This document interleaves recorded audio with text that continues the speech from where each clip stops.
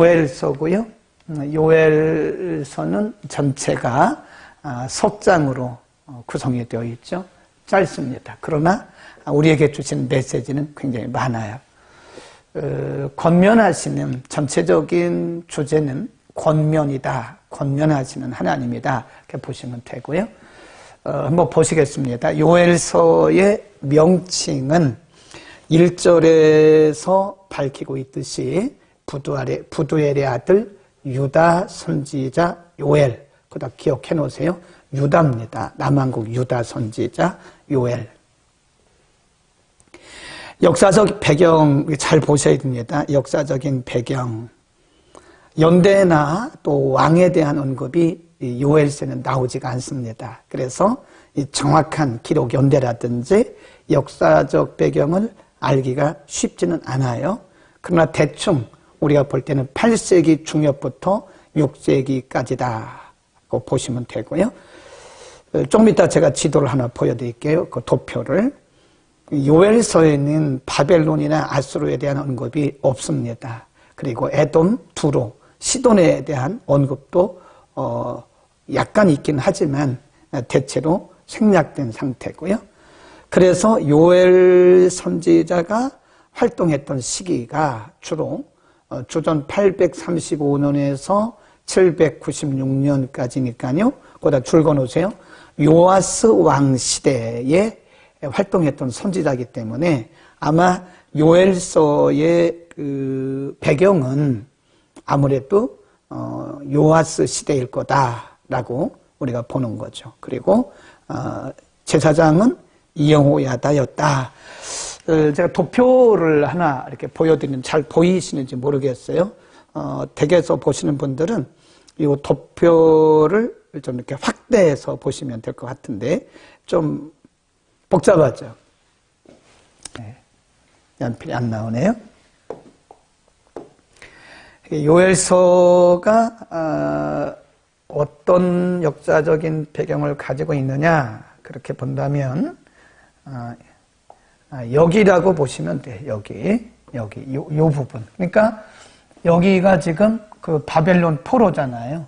포로 전인데 자 다시 한번 이렇게 보세요.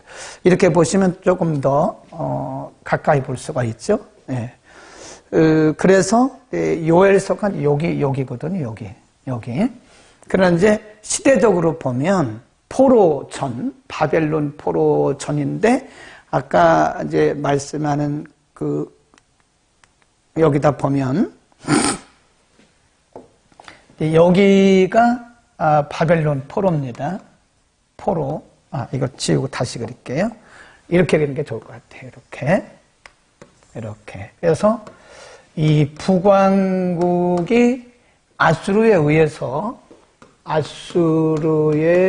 의해서 주전 721년에서 722년 요 사이에 망하죠. 그리고 남한국은 조금 더 존재를 하죠. 그래서 남한국은 주전 586년 보이시는지 모르겠네요. 586년에 바벨론의 포로가 돼요. 그러니까 지금 이제 요엘서는 어디쯤 되는가? 그러니까 왕국이 이 북왕국이 망하기 전이죠. 그리고 남왕국이 바벨론의 포로로 잡혀가기 전이죠. 그러니까 그때는 이제 우리가 통일왕국이라고 보통 얘기를 하는데 통일왕국은 아니고요. 통일왕국은 이쯤이죠. 여기 솔로몬까지 통일왕국이었고 어쨌든 나라가 이렇게 남과 북으로 분열된 상태에서 북은 북대로 하나님을 떠났고 남은 남대로 하나님을 떠났고 아마 제가 볼 때 요쯤 되지 않을까 그래요. 그래서 이 요엘이라고 하는 선지자는 물론 남한국 출신이죠. 유다 출신이긴 하지만 이 메시지는 북왕국 이스라엘, 남한국 유다까지 다 해당이 된다. 이렇게 보시면 되고요. 그러니까 아까 이제 요아스라고 하는 왕이 나오는데 이 제사장은 여호야다죠. 여호야다. 요 시대에 요아스라고 하는 왕은 나이가 어려서 왕이 돼요. 7살. 어려서 왕이 되는데 여호야다의 지도를 받아가면서 어쨌든 요아스가 개혁도 많이 했고요. 그래서 나이는 어렸지만 하나님께서 그를 통해서 남한국의 어떤 영적 개혁, 성전 이런 거 많은 사역을 했죠. 그런데 그럼에도 불구하고 북왕국이나 남한국의 시간이 흘러가면서 점점 오늘날로 말하면 타성, 매너리즘에 빠지는 거예요. 영적인 타성. 이게 굉장히 위험한 거예요. 영어로 이거를 매너리즘이라고 그러는데 영적 타성에 빠지는 거예요. 이게 참 중요하죠. 영적으로 우리가 깨어있는, 요즘 언어로 말한다면 영성 관리를 한다 그러는 거죠. 누구도 예외가 없어요. 저를 포함해서 우리 가운데 한 사람도 예외가 없습니다. 영성이라는 게 계속 그냥 가는 게 아니에요. 상황에 따라서 자꾸 이렇게 들쭉날쭉 하는 거거든. 그래서 자신이 영성 관리를 안 하면요, 지금 아무리 믿음이 좋은 사람도요, 그 믿음이 그냥 추락해버려요. 그러니까 매일매일 영성 관리 해야 되는 거예요. 우리가 매일매일 밥을 먹어야 되잖아요. 매일매일 우리가 육체에 에너지를 그럼 밥 먹는 게 맛으로 먹는 거지만 사실은 그게 아니고요. 우리 육체에 활동을 할 수 있는 에너지를 공급하는 거거든요. 밥을 먹고 음식을 먹는 것은 맛으로 먹긴 하지만 사실은 그게 우리 육체의 활동을 위한 에너지를 공급하는 거죠. 음식을 먹지 않으면 육체적인 에너지가 점점 소진돼요. 고갈돼요. 나중에 오래가면 죽죠. 못 먹으면. 그러니까 영적으로 똑같은 거예요. 우리가 매일매일 말씀 듣고 묵상하고 예배드리고 찬송하고 기도하는 것은 우리의 영적인 에너지를 공급해주는 하나의 루트입니다. 채널이에요. 그래서 우리의 영적 에너지가 공급되지 않으면 우리는 누구나 다 영적 타성에 젖게 되는 거다. 그러니까 이 시대가 바로 요엘이 활동하던 그 시대가 영적으로 타성에 빠져있던 그런 시대입니다. 그래서 하나님이 백성들에게 급히 파송하셔서 한번 오늘은 조금 뒤부터 유다 땅에 임할 메뚜기 재앙, 거기 줄거놓으세요. 재앙입니다.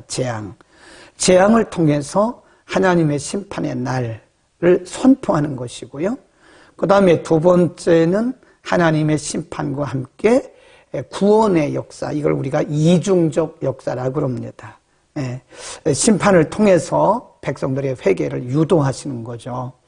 세 번째는 구약에서 성령님의 강림과 역사를 예언한 구약의 사도행전이다, 이렇게 얘기를 하죠. 그 다음에 요엘서를 기록한 목적이 뭐냐? 첫째, 경고입니다. 그 앞에 보면 임박한 경고라, 임박한 경고. 하나님의 임박한 경고. 아까도 말씀드렸잖아요. 그러니까 타성에 젖으면 사람들이 감각이 없어요. 영적인 타성에 젖잖아요. 그러면 영적인 감각이 없습니다. 하나님의 진노가, 하나님의 징계가 임박했고, 임박했다는 말은 뭐죠? 바로 앞에 왔다는 거예요. 그런데도 몰라요. 그래서 강한 방법으로 지금 하나님께서 백성들에게 경고를 하시는 거죠. 요엘은 바로 그 시대에 하나님께 파송받은 선지자입니다. 얼마나 힘들었겠습니까? 사람들이 감각이 없기 때문에 그 사역은 더 힘들죠. 그 다음에 임박한 하나님의 진노를 경고하는 것이고, 둘째, 심각한 재앙으로 황폐되기는 했지만 회개하면 하나님께서 은혜를 베풀어 주신다고 하는 은혜에 대한, 하나님의 은혜에 대한 약속이다, 그렇게 보시면 되고, 세 번째는 소망입니다. 그러니까 첫째 경고, 둘째 회개를 촉구하는 거죠. 회개. 셋째, 하나님이 그들에게 소망을 주시는 위로의 말씀이다. 그러니까 보면 이렇습니다. 크게 보면 3장으로 되어 있잖아요. 근데 1장, 2장, 3장 그렇게 내용이 딱딱 떨어지는 건 아니고 1장, 2장, 3장을 내용적으로 크게 구분을 해본다면 하나님의 진노에 대한 경고입니다. 진노. 심판이라고도 말을 하죠. 그 다음에 하나님이 이들에게 경고하시는 것은 뭘 유도하는 거죠? 하나님이 이들에게 징계를 내리시는 것은 회개를 유도하는 거죠. 회개케 하기 위한 회개의 부르심입니다. 회개해라. 돌아와라. 그리하면 내가 너희를 고치겠다라고 하는 회복에 대한 약속입니다. 약속. 결국은 하나님이 말씀하시려고 하는 것은 이 부분, 마지막 부분이죠. 여기는 하나의 과정이죠. 경고하시고 깨닫게 하시고 그 다음에 이들이 회개하도록 유도해 나가 하시는 거예요. 참 하나님은 굉장히 좋으신 분이세요. 우리에게 은혜 주시고 복 주시기를 원하시는 분이시기 때문에 우리가 잘못 가잖아요.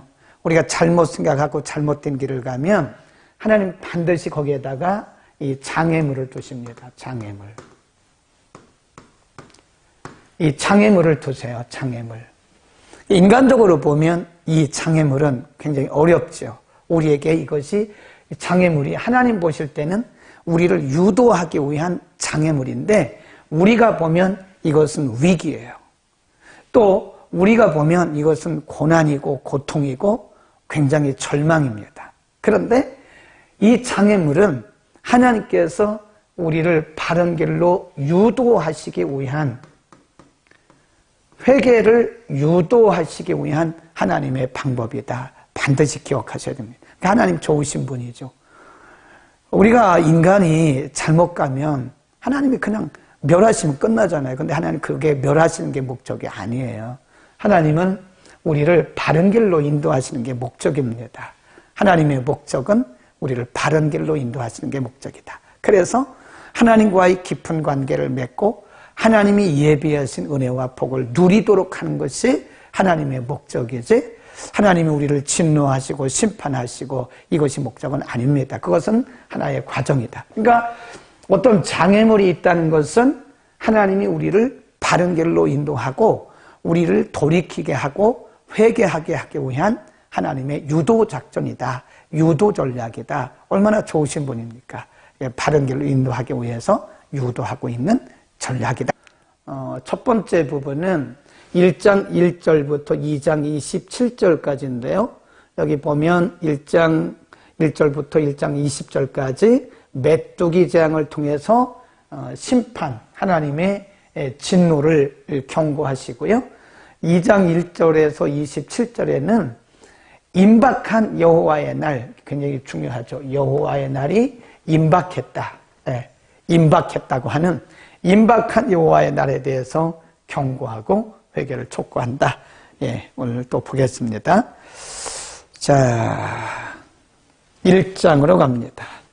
1장 1절부터 2장 27절까지는 계속해서 경고라고 보시면 됩니다. 경고와 함께 하나님이 그들에게 회개하라고 촉구하시는 거죠. 2절, 늙은 자들아. 너 늙은 자는 나이가 많은 자를 얘기하는 게 아니고 지도자를 얘기합니다. 지도자.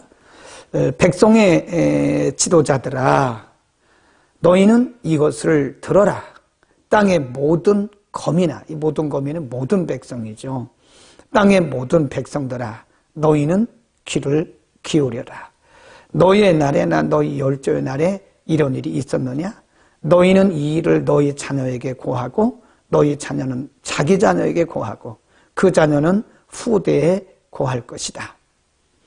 팥종이가 남긴 것을 메뚜기가 먹고 메뚜기가 남긴 것을 늑이 먹고 늑이 남긴 것을 황충이 먹는다. 거기 보면 팥종이, 메뚜기, 그 다음에 늑, 황충 이런 표현인데 같은 겁니다. 이게 같은 뭐냐면 메뚜기예요. 메뚜기. 메뚜기 재앙을 이제 히브리 문학에서는요, 이 같은 것을 강조할 때는 반복을 해요. 반복. 꼭 기억하셔야 돼요. 이 같은 말씀을 강조할 때는 반복을 합니다. 그래서 반복됐다라고 하는 것은 그게 강조되고 있다는 걸 아시면 돼요. 우리가 성경을 보다 보면 어떤 문장이 계속 반복이 돼요. 그리고 단어가 반복이 돼요. 그걸 강조하고 있다는 히브리 문학의 강조 용법입니다. 이게 지금 팥종이, 메뚜기, 넛, 황충은 다 같은 메뚜기입니다. 메뚜기를 이렇게 표현하면서 하나님께서 예비하신 아주 강력한 재앙이, 아주 강력한 하나님의 진노가 이들에게 지금 다가오고 있는데, 늙은이들, 그러니까 지도자들, 그 다음에 모든 만민들, 그 말은 모든 백성들에게 해당이 된다, 그 말이죠. 그래서 하나님의 진노는 피할 수가 없다, 그런 얘기입니다. 모든 이들에게 내릴 준비되어진 하나님의 무서운 재앙을 이렇게 표현을 하고 있는 것이다. 자, 그 다음에 5절, 무릇 취하는 자들아 너희는 깨어울지어다. 포도주를 마시는 자들아 너희는 곡할지어다. 8절, 너희는 애곡하기를 처녀가 어렸을 때에 약혼한 남편을 인하여 굵은 배로 동이고 애곡함같이 할지어다. 소재와 천재가 여호와의 전에 끊어졌고 여호와께 수종드는 제사장들은 슬퍼하도다. 계속 보세요. 애곡, 울어라, 이런 표현이 나오잖아요. 그 다음에 10절, 밭이 황무하고 토지가 처량하니 곡식이 지나여 새 포도주가 말랐고 기름이 다하였도다. 농부들아 너희는 부끄러워할지어다. 계속해서 슬픔, 13절도 보세요. 제사장들아 너희는 굵은 배로 동이고 슬피 울지어다. 단에 수종드는 자들아 너희는 곡할지어다. 내 하나님께 수종드는 자들아 너희는 와서 굵은 배를 입고 밤이 맞도록 누울지어다. 이게 다 뭐냐면 슬픔입니다. 슬픔. 그러니까 하나님이 우리에게 은혜를 주시잖아요. 하나님이 우리에게 은혜를 주실 때는요, 우리에게 기쁨, 감사, 평강, 이런 열매들이 있어요. 네. 그런데 하나님이 진노하실 때는요, 그 자체가 슬픔입니다. 그냥 슬픔이 아니에요. 애곡이라고 그러잖아요. 애곡하라. 그러니까 하나님이 우리에게 기쁨을 주시고 평안을 주시고 감사를 주실 때 잘해야 돼요. 이때가 예를 들어서 우리가 타성해졌고 하나님의 은혜를 모르고 그러면 이때가 은혜의 때가 뭘로 바뀌어요? 진노의 때로 바뀐다니까. 그럼 이거를 하나님이 다 거두어 버리시는 거예요. 하나님은 욥기 1장에서 말씀하신 것처럼 주시기도 하시고 가져가시기도 하시는 분이에요. 하나님 주인이시라니까요. 하나님이 주시기도 하시지만 또 가져가셔요. 그러니까 하나님이 우리에게 은혜를 주실 때 더 잘해야 돼요. 은혜를 주실 때 타성해졌거나 하나님의 은혜를 망각하고 멀리하면 거두어 버리신다니까요. 우리에게서 기쁨을 거두어 버리시면 고통이 와요. 애곡이 옵니다. 우리에게서 평강과 은혜를 거두어 버리시면 우리에게는 슬픔밖에 없는 거죠. 고통밖에 없는 거죠. 그러나 물론 그것도 하나님이 우리를 바른 길로 인도하시기 위한 장애물이라고 아까 말씀드렸잖아요. 근데 그런 거 없이 믿으면 얼마나 좋아요. 근데 왜 사람들이 그렇게 하냐고요. 깨닫지 못해서 그런 거 아닙니까? 깨닫는 게 은행 검향하여 헐떡거리오니 시내가 다 말랐고 들의 풀이 불에 탔음이니이다. 안타까운 거 아닙니까? 하나님께서 은혜를 주실 때 은혜를 주실 때 더 잘했으면 얼마나 좋아요. 근데 이게 은혜를 거둬버리시니까요. 평강도 거둬버리시죠. 감사도 거둬버리시죠. 거둬버리시니까 짐승들까지도 헐떡이면서 구조를 기다린다. 그렇게 표현을 하고 있는 겁니다. 자, 그 다음에 2장으로 갑니다. 2장으로 가면 여호와의 날을 또 경고하는데 그 날은 메뚜기 때가 임하는 날이다. 1절, 시온에서 나팔을 불며 나의 성산에서 호각을 불어 이 땅 거민으로 다 떨게 할지니 이는 여호와의 날이, 그 뒤에 보면 뭐래요? 임박했다. 임박했다. 쭉 내려갑니다. 하나님께서 이제 어떤 사람들을 통해서 그들에게 말씀하시는가, 그들을 진노하실 것인가를 말씀하세요. 그리고 이제 2장 12절부터는 하나님께서 그들을 돌아오라고, 회개하고 돌아오라고 부르시는 장면입니다. 자, 2장 12절부터 봅니다. 그러니까 일부에서는 아까 말씀드렸던 일부에서는 하나님이 진노를 경고하시는 거예요. 2장 11절부터는 하나님이 부르세요. 그리고 이제 하나님의 부르심이다 그래요.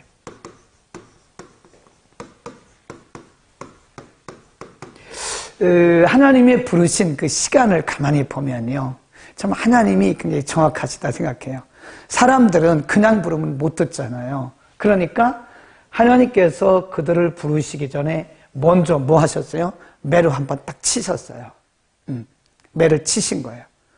매를 치시고 정신이 들게 한 다음에 부르시는 거예요. 근데 그냥 부르시면 사람들이 대개는 못 들어요. 10중 8구는 못 듣습니다.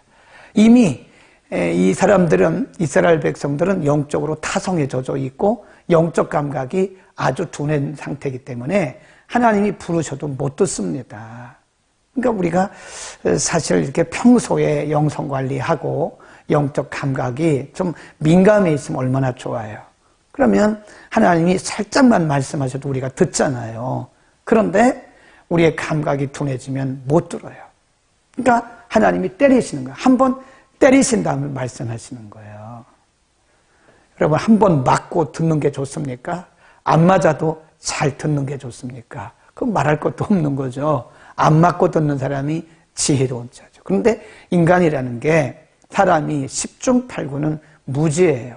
그래서 영적 감각이 없어요. 그럼 맞아야 듣는단 말이에요. 그러니까 하나님이 첫 번째 단계에서는 이들에게 이 진노를 통해서 이렇게 하시겠다고 경고하시고 진노하신 다음에, 그리고 하나님 부르시는 거예요. 와라, 돌아와라. 네, 돌아와라. 2장 보십니다. 12절로 갑니다.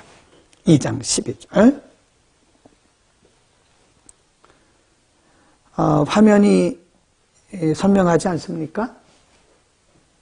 가끔 이제 이게 자동으로, 지금은 괜찮을 것 같은데요. 좋습니다. 예.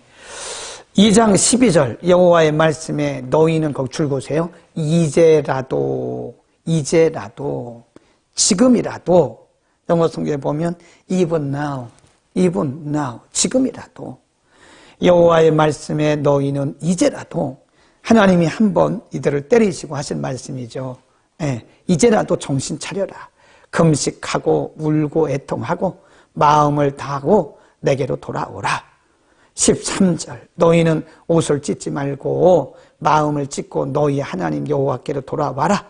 그는 은혜로우시며 자비로우시며 노하기를 더디하시며 인애가 크시사 뜻을 돌이켜 재앙을 내리지 아니하실 것이다. 그래요. 하나님의 부르심이죠. 하나님이 이들을 부르시는 겁니다. 참 하나님이 주신 말씀을 잘 보세요. 이제라도, 이게 얼마나 좋은 하나님의 은혜로운 말씀인지 몰라요. Even now, 지금이라도, 그 말에 지금이라도 좋다. 지금이라도 기회를 주시는 거 아닙니까? 기회. 하나님은 항상 우리들에게 기회를 주세요. 물론 하나님은 우리에게 여러 번 기회를 주셨는데 기회를 놓쳐버리면 끝입니다. 기회가 더 이상 안 올 수도 있어요. 그래서 회개도 기회가 있어요. 때가 있는 거예요. 이게 좀 회개의 기회를 주시는 거 아닙니까? 네, 지금이라도 너희가 돌이켜라. 그리하면 내가 재앙을 다 거두겠다. 너희에게 내리려고 했던 재앙을 다 취소하고 내가 너희에게 자비로운 은혜를 베푸시겠다. 그 뒤에 하나님이 돌이키는 자들에게 주실 은혜를 아주 상세하게 열거를 하고 계십니다. 하나님 좋으신 분이세요. 우리에게 다시 한번 기회를 주시는 겁니다. 돌이킬 기회를 주시는 거예요. 사람은 그렇지 않잖아요. 사람은 10번 잘하다가 한 번 잘못하면 완전히 원수 만듭니다. 우리 세상을 보세요. 우리가 살아가는 세상 보세요. 뉴스 보지 않습니까? 10개 중에서 9개 잘하고 한 번만 잘못해도요, 완전히 사람들을 매장시켜요. 참 세상이 그렇습니다. 죄된 세상이에요. 그러나 하나님 그렇지 않으세요. 10번 잘못했어도 한 번 돌이키면 아주 10번 다 용서해 주시는 거죠. 이제라도 even now, 지금이라도 너희가 돌이켜라. 그리하면 거기 보세요. 계속해서 하신 말씀이 그리하면 내가 너희에게 은혜를 주시는데 노하기를 더디하고 큰 은혜를 너희에게 베풀 것이고 또 뜻을 돌이켜서 재앙을 내리지 않을 것이다. 18절 보세요. 돌이키면 그 말입니다. 이제라도 너희가 돌아오면 그 말입니다. 18절. 그때 여호와께서 자기 땅을 위하여 중심이 뜨거우시며 그 백성을 긍휼히 여기실 것이라. 19절. 여호와께서 그들에게 응답하여 이르시기를 내가 너희에게 곡식과 거기 줄곳에 새 포도주와 기름을 주리니 너희가 이로 인하여 흡족하리라. 그럽니다. 흡족할 것이다. 네. 얼마나 좋으신 분이시냐고요. 너희가 돌아오면 내가 새 포도주와 기름을 흡족하도록 줄 것이다. 너희가 돌아오면, 돌아오기만 하면 돌아오는 자에게 하나님께서 새 포도주 그리고 기름, 이게 뭐냐면 은혜를 상징하는 겁니다. 새로운 은혜. 네. 이전에 알지도 못했던 은혜. 그러니까 하나님 얼마나 좋으신 분이세요. 네? 그 누가복음 15장에 가면 탕자의 비유가 나오잖아요. 탕자 비유. 탕자가 아버지의 재산을 뭐가 그리 급한지 미리 다 달라고, 땡겨달라고. 그래서 그 둘째 아들이 그걸 가지고, 처음에는 탕자가 아니죠. 처음에는 둘째 아들이었죠. 아버지의 그 재산을 가지고 가서, 소중한 재산을 가지고 먼 나라로 가서 성경에 뭐라고 했냐면 허랑방탕이라. 허랑방탕. 아버지는 생각도 안 해요. 그걸 가지고 그냥 막 물 쓰듯이 죄를 범한 거예요. 뭐 별죄를 다 범한 거예요. 허랑방탕한 거예요. 그런데 돈이 떨어지잖아요. 여러분 잘 생각하세요. 돈 떨어지면 친구도 떨어집니다. 우리 믿음의 지체들은 그렇지 않지만 세상은 그래요. 우리가 돈 떨어지고 건강 잃어봐요. 친구들 다 떠나요. 그러나 믿음의 지체들은 그렇지 않잖아요. 그래서 진짜 우리의 형제자매는 믿음 안에 있는 자들이 진짜 형제자매예요. 돈 떨어지니까 둘째 아들에게서 그 많은 친구들 다 떠났죠. 네. 아주 비참해져요. 돈 떨어지니까. 그래, 쥐염료, 돼지가 먹는 쥐염열매도 못 얻어먹죠. 그 가서 직업을 구하려니까 사람들이 직업도 안 주는 거예요. 그때 정신이 들었어요. 아, 우리 아버지 집에는 노예들도 나보다 낫다. 머슴들도 나보다는 낫다. 내가 집으로 돌아가자. 그리고 아버지에게 말하기를 나를 아버지라고, 내가 아버지라고 말할 수 없으니까 나를 아들이라고 부르지 말고 이 노예들 중에 하나로, 머슴들 중에 하나같이 나를 여겨달라고 하자. 마음을 결단한 거예요. 그리고 돌이킵니다. 아버지 집으로 돌아가요. 깨닫고 아버지 집으로 돌아가요. 근데 아버지는 매일매일 그 아들이 돌아오기를 기다렸던 거예요. 그러니까 완전히 뭐 알거지가 된 거죠. 아주 누더기 옷을 입고 뭐 몸은 완전히 망가지고 얼굴도 뭐 볼 수 없을 만큼 망가졌죠. 완전 그런 거지가 어디 있겠습니까? 망가진 그런 모습으로 아버지가 계신 집으로 가는데 멀리서 아들이 오고 있는 그 모습을 보고 아버지가 뛰어나와요. 맨발로 뛰어나왔을 것 같아요. 뛰어나와서 그 아들을 끌어안고 입 맞추고 빨리 집으로 가자. 그리고 집에 돌아가서 그 허름한 옷, 아주 누더기 그 옷, 그 냄새나는 몸 다 씻기고요. 새 옷을 입히는 거예요. 그리고 손에 가락지란 말은 아들의 신분을 인정해 주는 걸 말합니다. 손에 가락지를 끼우고 새 옷을 입히고 그거 끝났나요? 동네 사람들을 다 불러요. 여보시오, 내 아들이 돌아왔어. 나는 내 아들이 죽은 줄 알았는데 내 아들이 살아 돌아왔어. 여보시오, 다들 모이시오. 그 동네 사람들을 다 모아가지고 아주 소잡고 맛있는 음식 만들고 그래서 동네 잔치를 벌이잖아요. 그게 하나님의 마음이에요. 죄인 하나가 돌아오면 하나님이 그렇게 기뻐하시는 거예요. 우리가 하나님을 멀리했다가 깨닫고 하나님 앞에 회개하고 돌아오면 하나님이 그와 같은 은혜를 주신다는 겁니다. 거기 다시 보세요. 어떤 은혜를 주신다 그래요? 새 포도주, 그리고 기름. 하나님이 이전에 알지도 못했던 그런 은혜로 어떻게 하신대요? 19절에 흡족하게 하신다는 거예요. 아멘. 하나님이 얼마나 좋으신 분이십니까? 그냥 주시는 게 아니고 그 은혜를 하나님께서 흡족하게 해주신다. 그러니까 우리가 사는 길은 하나님께 돌아가는 길입니다. 하나님께 돌아가면 돼요. 돌이키면 됩니다. 그리고 보세요. 23절 시온의 자녀들아 너희는 너희 하나님 여호와로 인하여 기뻐하며 즐거워할지어다. 그가 너희를 위하여 비를 내리시되 이른 비를 너희에게 적당하게 주시리니 이른 비와 늦은 비와 전과 같을 것이다. 회복이죠. 회복의 은혜를 이른 비 늦은 비를 전과 같이 줄 것이다. 너무 멋지지 않아요? 24절 마당에는 밀이 가득하고 독에는 새 포도주와 기름이 넘칠 것이다. 얼마나 멋있어요. 26 너희는 먹되 풍족히 먹고 너희를 기이 대접한 너희 하나님 여호와 이름을 찬송할 것이라 내 백성이 영영이 수치를 당치 아니할 것이다. 그런즉 내가 이스라엘 가운데 있어 너희 하나님 여호와가 되고 다른 이가 없는 줄을 너희가 알 것이다. 내 백성이 영영이 수치를 당하지 아니할 것이다. 얼마나 멋있어요. 이게 첫 번째 보이는 유형적인 은혜라고 한다면 두 번째 은혜는 뭐냐면 무슨 은혜냐면 하나님이 그들 중에 임재하신다는 거예요. 하나님의 임재.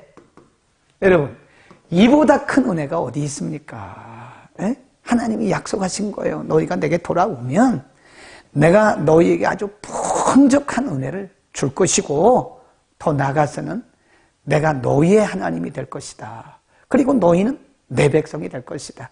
하나님의 임재의 축복이 얼마나 큰 복입니까? 하나님이 그들에게 약속하신 거예요. 아멘. 인간이 할 수 있는 가장 최선의 길은요, 두 손 들고 하나님 앞에 나가는 것밖에 없어요. 자꾸 하나님 앞에 토를 달면 안 돼요.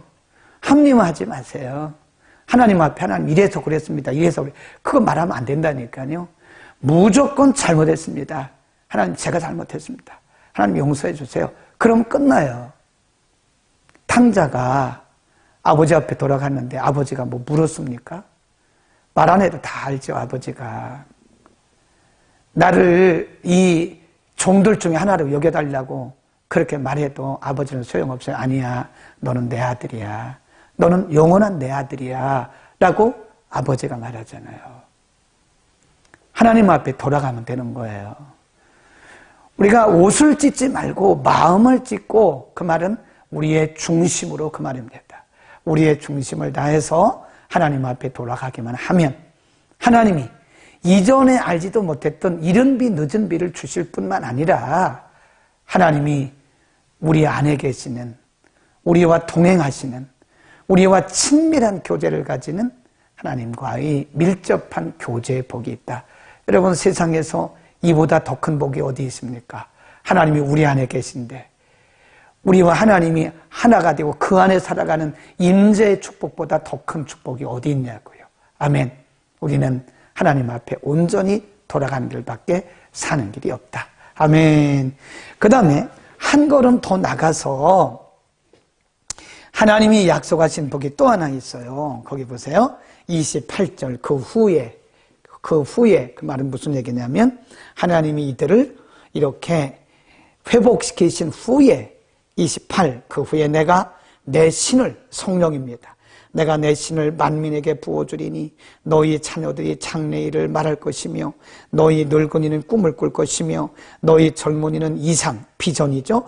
비전을 볼 것이다. 29. 그때 내가 또 내 신으로 성령으로 남종과 여종에게 부어줄 것이다. 이것이 사도행전 2장에 그대로 이루어졌어요. 자, 사도행전 2장으로 한번 가볼까요? 간지를 껴놓고 다시 돌아와야 되니까. 사도행전 2장에 보면 2장 1절부터 쭉 보면 오순절날 성령님이 임하시잖아요. 성령이 강림하시고 뭐 아주 이상한 기이한 현상들, 기적들이 막 나타나요.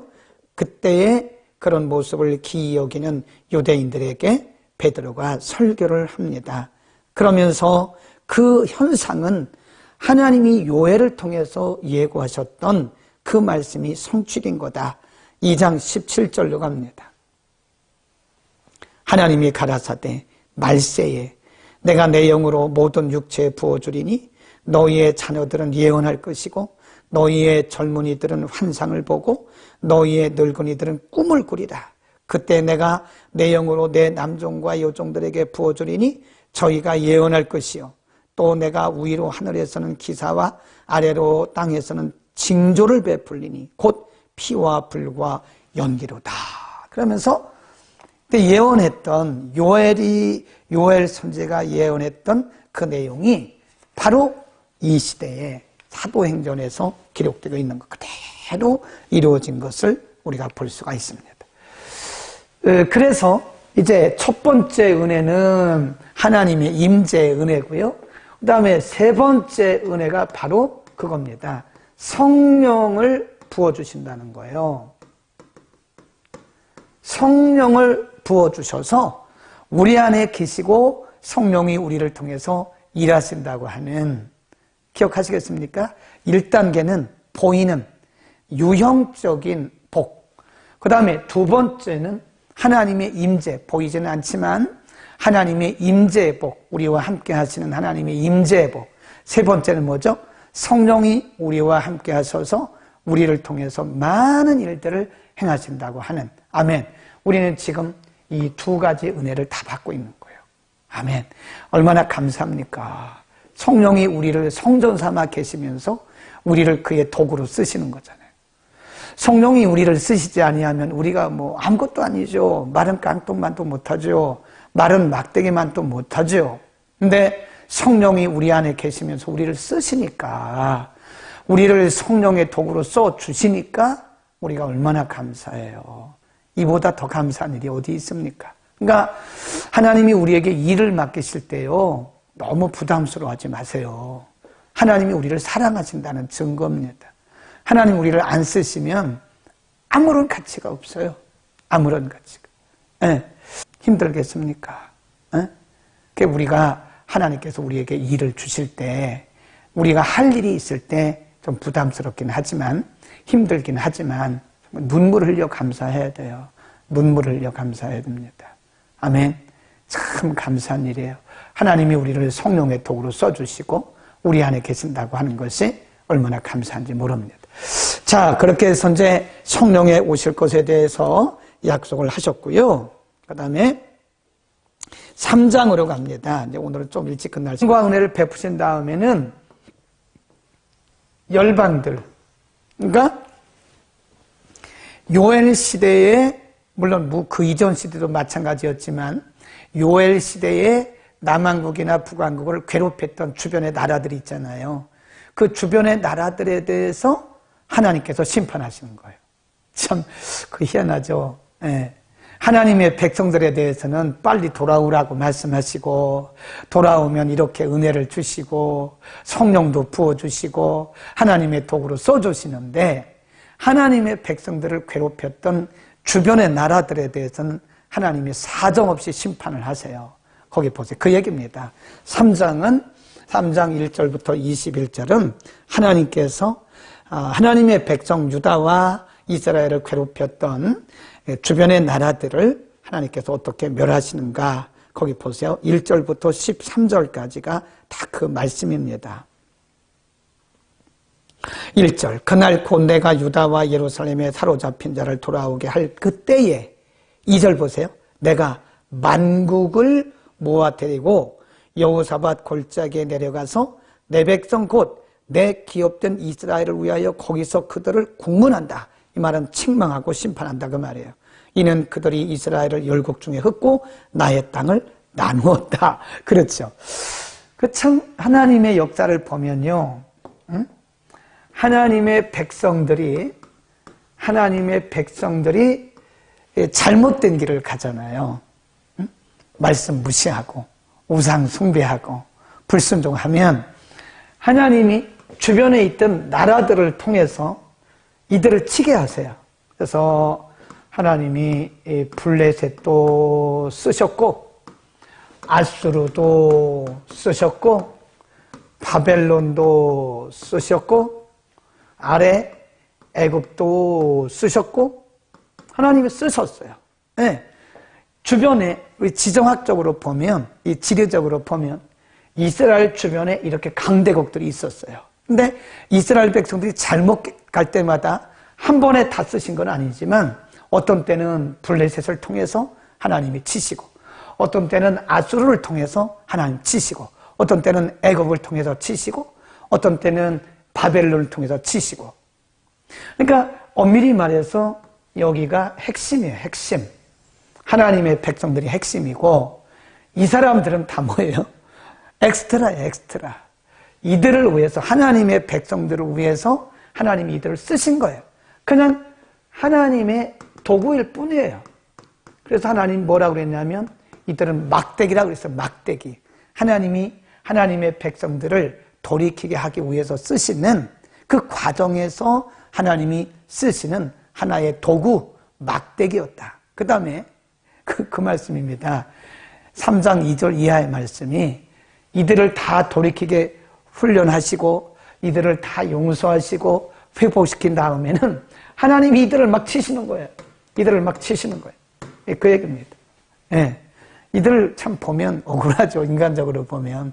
하나님이 실컷 이들을 도구로 쓰시고는 하나님이 다 쓰신 다음에는 이들을 다 치시는 거예요. 그러니까 하나님은 하나님의 백성들 중심으로 역사를 운행해 가시는 거예요. 그래서 역사의 중심은 누구냐? 역사의 주인은 하나님이세요. 역사의 주인. 역사의 주인은 하나님이시고 역사의 주인이신 하나님의 역사의 운행 중심에 누가 있느냐? 하나님이 선택하신 하나님의 백성들이 있어요. 하나님의 선택하신 백성들 중심으로 하나님의 역사가 운행되고 흘러가고 있는 거예요. 네. 꼭 기억하셔야 됩니다. 그래서 3장에 보면 다 그런 얘기입니다. 하나님이 한때 하나님의 백성들을 돌아오게 하기 위해서 쓰셨던 만국들 주변에 있는 이런 여러 이방 나라들을 하나님이 다 심판으로 다 없애버린다, 소멸시킨다, 그런 얘기죠. 그리고 나서 이제 마지막에 가서 이제 하나님의 결론이 있습니다. 3장 16절 나 여호와가 시온에서 부르짖고 예루살렘에서 목소리를 발하리니 하늘과 땅이 진동되리로다. 그러나 나 여호와는 누구의 피난처? 내 백성, 내 백성의 피난처, 이스라엘 자손의 산성이 될 것이다. 얼마나 멋집니까? 하나님의 역사는 우리들 중심으로 회전되고 있습니다. 돌아가고 있어요. 꼭 줄거놓으세요. 그러나 나 여호와는 내 백성의 피난처요 이스라엘 자손의 산성이 될 것이다. 20절 유다는 영원히 있겠고 예루살렘은 대대로 있으리라. 내가 전에는 그들의 피 흘림 당한 것을 갚아주지 아니하였거니와 이제는 갚아주리니 이는 나 여호와가 어디 안에 있어요? 시온. 아까 말씀드렸잖아요. 임재, 시온산에 거할 거예요. 시온이라고 하는 것은요, 시온, 예루살렘, 이건 다 뭘 의미하냐면 하나님의 백성들을 상징하는 거예요. 오늘날 말하면 교회죠. 하나님이 그 안에 내가 거한다. 그 말은 뭐죠? 하나님의 임재. 이거를 샴마라고 하죠. 샴마. 야훼 샴마. 여호와 샴마. 하나님이 거기 계신다. 그러니까 우리는 하나님께서 이렇게 사랑하시고 귀하게 여기시는 하나님의 사람들입니다. 우리의 정체를 바로 하십시오. 우리의 조건 때문에 기죽지 마세요. 우리는 하나님이 이렇게 사랑하시고 이렇게 소중히 여기는 하나님의 백성입니다. 하나님은 우리를 결코 버리지 않습니다. 자, 오늘